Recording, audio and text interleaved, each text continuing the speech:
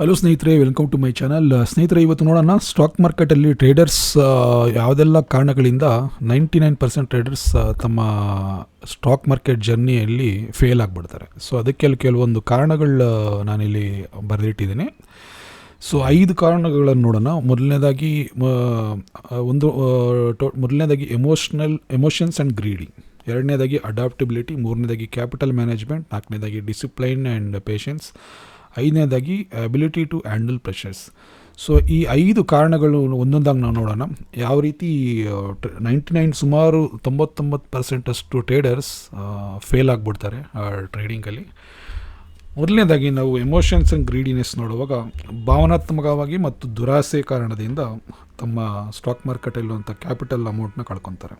So ಇದರಲ್ಲಿ ಏನೇನೆಲ್ಲ ಒಳಗೂಡಿದೆ ಅಂದರೆ, ಮೊದಲನೇದಾಗಿ ಇದರಲ್ಲಿ ಕೆಲವೊಂದು ಪಾಯಿಂಟ್ಸ್ ನೋಡೋದಾದರೆ, ಯಾವುದೇ ರೀತಿ ಒಂದು ರೂಲ್ಸ್ ಇರೋದಿಲ್ಲ, ಯಾವುದೇ ರೀತಿ ಪ್ಲ್ಯಾನು, ಸ್ಟ್ರಾಟಜಿ ಅಥವಾ ಟೈಮ್ ಲಿಮಿಟು ಯಾವುದೂ ಇರೋದಿಲ್ಲ. ಸುಮ್ಮನೆ ಒಂದು ಪೊಸಿಷನ್ನು ಅಥವಾ ಒಂದು ಟ್ರೇಡಿಂಗು ಪೊಸಿಷನ್ ತೊಗೊಂಡು ಕುತ್ಕೊಂಡ್ಬಿಡ್ತಾರೆ. ಯಾವುದೇ ರೂಲ್ಸ್ ಇರೋಲ್ಲ. ಯಾವುದೇ ರೂಲ್ಸ್ ಇಲ್ಲದೆ, ಯಾವುದೇ ಸ್ಟ್ರಾಟಜಿ ಇಲ್ಲದೆ, ಮತ್ತು ಎಷ್ಟು ದಿನಗಳವರೆಗೂ ಪೊಸಿಷನ್ ಹೋಲ್ಡ್ ಮಾಡಬೇಕು, ಇದು ಯಾವುದ್ರ ಬಗ್ಗೆನೂ ಒಂದು ಪ್ರಾಪರ್ ಸೆಟಪ್ ಇಲ್ಲದೇ ಸುಮ್ಮನೆ ಒಂದು ಪೊಸಿಷನಲ್ಲಿ ಕೂತ್ಕೊಂಡು, ಮತ್ತು ಗ್ರೀಡಿನೆಸ್ಸು. ಎಕ್ಸಾಂಪಲ್ ಹೇಳ್ಬೇಕಂತಂದರೆ, ಈಗ ಅವರು ಡಿಸೈಡ್ ಮಾಡಿರಲ್ಲ, ನನಗೊಂದು 4% ಅಥವಾ 5% ಈ ಸ್ಟಾಕಿಂದ ಬರ್ತಾಯಿದ್ರೆ, ಈ ಪೊಸಿಷನ್ಗೆ ಸಿಗ್ತಾಯಿದ್ರೆ ಎಕ್ಸಿಟ್ ಆಗಿಬಿಡೋಣ ಅಂತ ಒಂದು ಪ್ಲ್ಯಾನ್ ಇರೋದಿಲ್ಲ. ಇನ್ನೂ ವೆಯ್ಟ್ ಮಾಡ್ತಾರೆ. ಸೊ 15% ಸಿಗ್ಬೋದು, 20% ಸಿಗ್ಬೋದು ಅಂತ ಈ ಥರ ವೆಯ್ಟ್ ಮಾಡಿ ಕೊನೆಗೆ ಅದೇನಾಗುತ್ತೆ, ಬರ್ತಾ ಇರೋ ಪ್ರಾಫಿಟ್ ಕೂಡ ಲಾಸ್ಗೆ ಕನ್ವರ್ಟ್ ಆಗಿಬಿಡುತ್ತೆ. ಸೊ ಈ ಥರ ಒಂದು ಗ್ರೀಡಿನೆಸ್ಸಿಂದ, ಎಮೋಷನ್ಸಲ್ಲಿ ಕಂಟ್ರೋಲ್ ಇಲ್ಲದಿರೋದ್ರಿಂದ ತುಂಬ ಜನ ಟ್ರೇಡರ್ಸು ತಮ್ಮ ಕ್ಯಾಪಿಟಲ್ನ ಕಳ್ಕೊಂಡ್ಬಿಡ್ತಾರೆ. ಮತ್ತು ಆಲ್ಮೋಸ್ಟ್ ಅವರು ಸ್ಟಾಕ್ ಮಾರ್ಕೆಟಲ್ಲಿ ಕಳ್ಕೊಂಡಿರೋ ಹಣನ ಕೂಡ ರಿಕವರ್ ಮಾಡ್ಕೊಳ್ಳೋಕೆ ಅವ್ರ ಕೈಲಾಗೋದಿಲ್ಲ, ಯಾಕಂದರೆ ಇದೆಲ್ಲ ಕಾರಣಗಳಿರುತ್ತೆ. ಸೊ ಮತ್ತು ಟ್ರೇಡಿಂಗ್ ಪ್ಲ್ಯಾನ್ ಕೂಡ ಪದೇ ಚೇಂಜ್ ಮಾಡ್ತಾ ಇರ್ತಾರೆ. ಈಗ ಯಾವುದೋ ಒಂದು ಪ್ಲ್ಯಾನು, ಒಂದು ಸ್ಟ್ರಾಟಜಿ ಪ್ಲ್ಯಾನ್ ಮಾಡಿ ಅವ್ರು ಎಂಟ್ರಿ ತೊಗೊಂಡಿರ್ತಾರೆ. ಬಟ್ ಮಧ್ಯದಲ್ಲೇ ಏನಾದರೂ ಒಂದು ಸ್ವಲ್ಪ ವಾಲಟಿಲಿಟಿ ಕಾಣಿಸಿದ್ರು ಕೂಡ ಅಲ್ಲಿಂದ ಎಕ್ಸಿಟ್ ಆಗಿಬಿಡ್ತಾರೆ. ಪ್ಲ್ಯಾನ್ಗೆ ಸ್ಟಿಕ್ ಆಗಿರೋದಿಲ್ಲ. ಸೊ ಈ ರೀತಿ ಈ ಒಂದು ಕಾರಣಗಳಿಂದ ಕೂಡ ಟ್ರೇಡರ್ಸ್ ಫೇಲ್ ಆಗೋಂಥ ಸಾಧ್ಯತೆಗಳು ತುಂಬ ಇರುತ್ತೆ. ಸೊ ಎರಡನೇ ಪಾಯಿಂಟ್ ನೋಡೋಣ, ಅಡ್ಯಾಪ್ಟಬಿಲಿಟಿ. ಸೊ ವೀಕ್ಷಕರೇ, ನೋಡಿ, ಈ ಫೈನಾನ್ಷಿಯಲ್ ಮಾರ್ಕೆಟಲ್ಲಿ ಮಾರ್ಕೆಟ್ ಕಂಡೀಷನ್ ಯಾವಾಗಲೂ ಒಂದೇ ಥರ ಇದೆಯಲ್ಲ. ಫೈನಾನ್ಷಿಯಲ್ ಮಾರ್ಕೆಟು ಕಂಡೀಷನ್ ಏನಿದೆ ಚೇಂಜ್ ಆಗ್ತಾ ಇರುತ್ತೆ. ಪ್ರತಿದಿನ ಮಾರ್ಕೆಟ್ ಕಂಡೀಷನ್ ಬೇರೆ ಬೇರೆ ರೀತಿಯಲ್ಲಿ ಅದು ಚೇಂಜಸ್ ಆಗ್ತಾ ಇರುತ್ತೆ, ಒಂದೇ ರೀತಿ ಇರೋದಿಲ್ಲ. ಸೊ ಅದಕ್ಕೆ ಅನುಗುಣವಾಗಿ ನಾವು ನಮ್ಮ ಸೆಟಪ್ನ ಮಾಡ್ಕೊಬೇಕಾಗುತ್ತೆ. ಸೊ ನಮ್ಮ ಇಂಡಿಕೇಟರ್ ಆಗಿರಲಿ ಅಥವಾ ನಮ್ಮ ಸ್ಟ್ರಾಟಜಿ ಆಗಿರಲಿ, ಅದಕ್ಕೆ ಅನುಗುಣವಾಗಿ ನಾವು ಅಡ್ಜಸ್ಟ್ಮೆಂಟ್ ಮಾಡ್ಕೊಬೇಕಾಗುತ್ತೆ. ಆದರೆ ಕೆಲವರು ಯಾವುದೇ ಮಾರ್ಕೆಟ್ ಕಂಡೀಷನಲ್ಲಿ ಪ್ರತಿದಿನ ಅದೇ ಕಂಡೀಷನಲ್ಲಿ ಅದೇ ಯೋಚನೆಯಲ್ಲಿ ಅವರೊಂದು ಸ್ಟ್ರಾಟಜಿ ಅಥವಾ ಒಂದು ಪೊಸಿಷನ್ ತೊಗೊಂಡು ಕುಟ್ಕೊಂಡ್ಬಿಡ್ತಾರೆ. ಸೊ ಇದರಿಂದ ಅಡ್ಯಾಪ್ಟ್ ಮಾಡ್ಕೊಳ್ಳಲ್ಲ.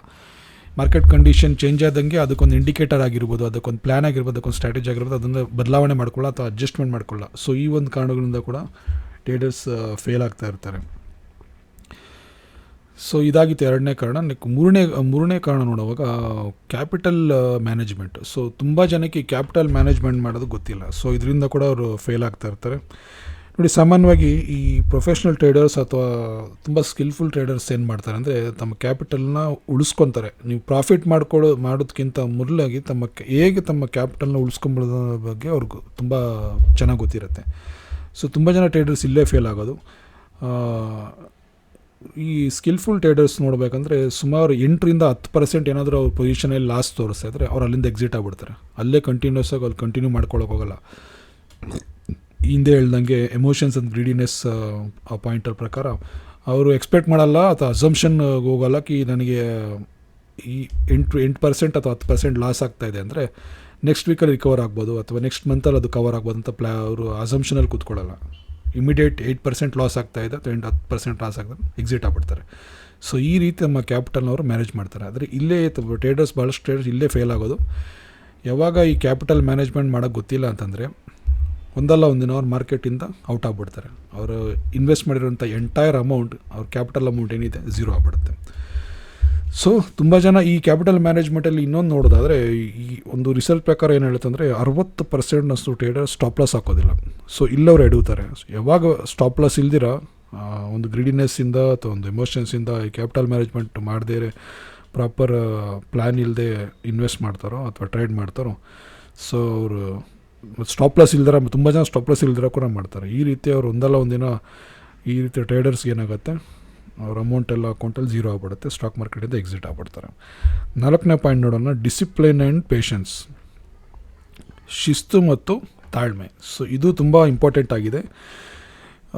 ತುಂಬ ಜನ ನೋಡಿ ಸ್ಕಿಲ್ಫುಲ್ ಟ್ರೇಡರ್ಸ್ ಹೆಂಗೆ ಅಂದರೆ, ಅವರು ಪ್ರತಿದಿನ ಪೊಸಿಷನ್ ತೊಗೊಂಡು ಕೂತ್ಕೊಳ್ಳಲ್ಲ, ಪ್ರತಿದಿನ ಟ್ರೇಡ್ ಮಾಡ್ಕೊಂಡು ಕೂತ್ಕೊಳ್ಳೋದಿಲ್ಲ.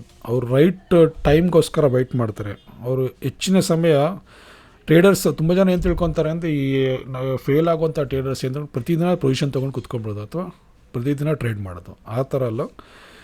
ಪ್ರೊಫೆಷ್ನಲ್ ಅಥವಾ ಸ್ಕಿಲ್ಫುಲ್ ಟ್ರೇಡರ್ಸ್ ಯಾವ ರೀತಿ ಮಾರ್ಕೆಟ್ನ ಅಬ್ಸರ್ವ್ ಮಾಡ್ತಾರೆ, ಮಾರ್ಕೆಟ್ ಕಂಡೀಷನ್ ನೋಡ್ತಾರೆ, ಮಾರ್ಕೆಟ್ನ ಡೈಲಿ ಅವರು ರಿಸರ್ಚ್ ಮಾಡ್ತಾ ಇರ್ತಾರೆ, ಓದ್ತಾ ಇರ್ತಾರೆ, ಮಾರ್ಕೆಟಿಂಗ್ ಯಾವ ರೀತಿ ಡೈರೆಕ್ಷನ್ಗೆ ಹೋಗ್ತಾ ಇದೆ ಅಂತ ಅಬ್ಸರ್ವ್ ಮಾಡೋದು ತುಂಬ ಇಂಪಾರ್ಟೆಂಟು ವೀಕ್ಷಕರೇ. ಸೊ ಇಲ್ಲಿ ತುಂಬ ಜನ ಫೇಲ್ ಆಗಿಬಿಡ್ತಾರೆ. ಮಾರ್ಕೆಟ್ ಕಂಡೀಷನ್, ಮಾರ್ಕೆಟ್ ಅಬ್ಸರ್ವ್ ಮಾಡೋದಿಲ್ಲ. ಪ್ರತಿದಿನ ಅವ್ರೇನು ತಿಳ್ಕೊಂಬರ್ತಾರೆ, ಟ್ರೇಡಿಂಗ್ ಅಂದರೆ ಬೆಳಗ್ಗೆ 9:15 ಓಪನ್ ಆಗಿದ ತಕ್ಷಣ ಒಂದು ಪೊಸಿಷನ್ ತೊಗೊಂಡು ಕುತ್ಕೊಂಡ್ಬಿಡ್ತು, ಸಾಯಂಕಾಲ 3:15 ಎಕ್ಸಿಟ್ ಆಗ್ಬಿಡ್ಬೋದು. ಈ ಮೈಂಡ್ ಸೆಟ್ಟಲ್ಲೇ ತುಂಬ ಜನ ಟ್ರೇಡರ್ಸ್ ಟ್ರೇಡಿಂಗ್ ಜರ್ನಿಯಲ್ಲಿ ಫೇಲ್ ಆಗಿಬಿಡ್ತಾರೆ. ಸೊ ಇದೊಂದು ಪಾಯಿಂಟ್ ಆಗಿದೆ. ಡಿಸಿಪ್ಲೈನ್ ಮತ್ತು ಪೇಷನ್ಸ್ ತುಂಬ ಇಂಪಾರ್ಟೆಂಟ್ ಆಗಿದೆ.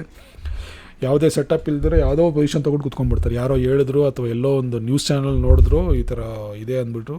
ಸೊ ಆ ಥರ ಯಾವುದೇ ರೀತಿ ಒಂದು ಅಬ್ಸರ್ವ್ ಮಾಡ್ದೇ, ಪ್ರಾಪರ್ ಅನಲೈಸ್ ಮಾಡ್ದೇ ಜಂಪ್ ಮಾಡೋದು ಯಾವುದೇ ಒಂದು ಪೊಸಿಷನ್ಗೆ. ಸೊ ಇದು ಇಲ್ಲಿ ಕಳ್ಕೊತಾರೆ.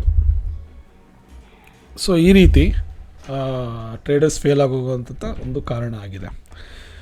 ಆಮೇಲೆ 5ನೇ ಪಾಯಿಂಟ್ ನೋಡೋಣ, ability to handle pressure. So 5ನೇ ಪಾಯಿಂಟಲ್ಲಿ ತಮ್ಮ ಪೊಸಿಷನ್ನ ಅವರು ಪ್ರೆಷರ್ ಅಂದರೆ ಯಾವ ರೀತಿ ಅಂದರೆ, ಈ ಯಾವುದೋ ಒಂದು ನ್ಯೂಸ್ ಬರುತ್ತೆ ಅಂದ್ಕೊಳ್ಳಿ, ಎಕ್ಸಾಂಪಲ್ಲು ಯುಕ್ರೇನ್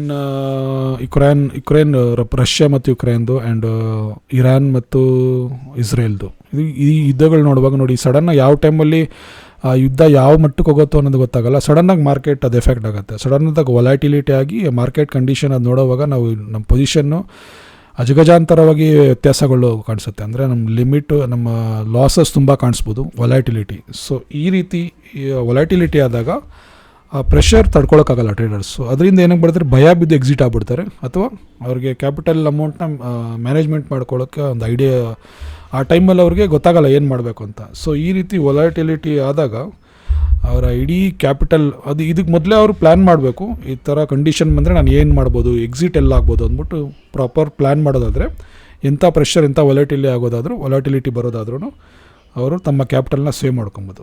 ಸೊ ಇವೆಲ್ಲ ಕಂಡೀಷನ್ಸ್ ಇದೆ. 5ನೇ ಪಾಯಿಂಟ್ ನಾವು ನೋಡ್ದಂಗೆ ability to handle pressure handle ಮಾಡೋಕ್ಕೆ ಗೊತ್ತಿರಬೇಕು. ಸ್ಟಾಕ್ ಮಾರ್ಕೆಟಲ್ಲಿ ನೋಡಿ ತುಂಬ ಥರ ಹಲವಾರು ರೀತಿ ಪ್ರೆಷರ್ ಬರುತ್ತೆ. ಸೊ ಇದೆಲ್ಲ ಹ್ಯಾಂಡಲ್ ಮಾಡೋಕ್ಕೆ ಗೊತ್ತಿರೋದಾದರೆ ಸೊ ನಮ್ಮ ಕ್ಯಾಪಿಟಲ್ ನಾವು ಸೇವ್ ಮಾಡ್ಕೊಬೋದು. ಸೊ ಮೊದಲೇ ಪ್ಲ್ಯಾನ್ ಮಾಡಿ ರಿಸ್ಕ್ ಮ್ಯಾನೇಜ್ಮೆಂಟ್ ಮಾಡೋಕ್ಕೆ ಗೊತ್ತಿರಬೇಕು. ಸೊ ಈ ಥರ ಕಂಡೀಷನ್ ಬಂದಾಗ ನಾನೇನು ಮಾಡ್ಬೋದು, ಸೊ ಈ ಥರ ಒಂದು ಪ್ಲ್ಯಾನ್ ಮಾಡೋದಾದರೆ ನಮ್ಮ ಕ್ಯಾಪಿಟಲ್ ಅಮೌಂಟ್ ನಾವು ಸೇವ್ ಮಾಡ್ಬೋದು. ಮತ್ತು ಇದೆಲ್ಲ 5 ಕಾರಣಗಳಾಗಿದೆ ಯಾವ ರೀತಿ 99% ಟ್ರೇಡರ್ಸ್ ತಮ್ಮ ಸ್ಟಾಕ್ ಮಾರ್ಕೆಟ್ ಜರ್ನಿಯಲ್ಲಿ ಫೇಲ್ ಆಗೋಕ್ಕೆ ಕಾರಣಗಳು.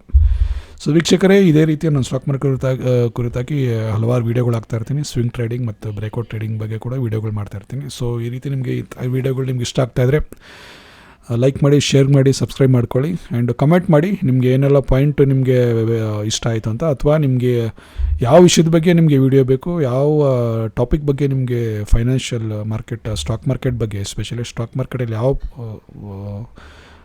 ಸೆಗ್ಮೆಂಟ್ ಬಗ್ಗೆ ನಿಮಗೆ ವಿಡಿಯೋ ಬೇಕು, ಖಂಡಿತ ಕಮೆಂಟ್ ಮಾಡಿ. ಸೊ ಮುಂದಿನ ಬಾರಿ ನೋಡೋಣ. ಅಂಟಿಲ್ ದೆನ್ ಟೇಕ್ ಕೇರ್, ಬಾಯ್.